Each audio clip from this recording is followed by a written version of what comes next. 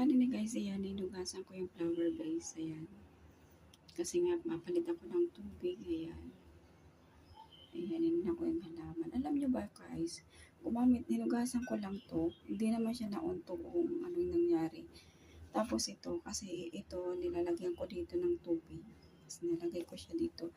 Alam nyo guys, nilagay ko ng tubig.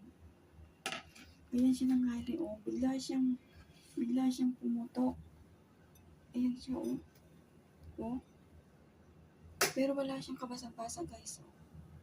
Wala siyang bubong na kung ano. Ayan, oh. Diyos ko, papagalitan ako nito ni Amo. Pero buong-buo pa siya, guys, oh. Ayan, nakikita niyo. Ayan. Buong-buo siya, oh. Ayan.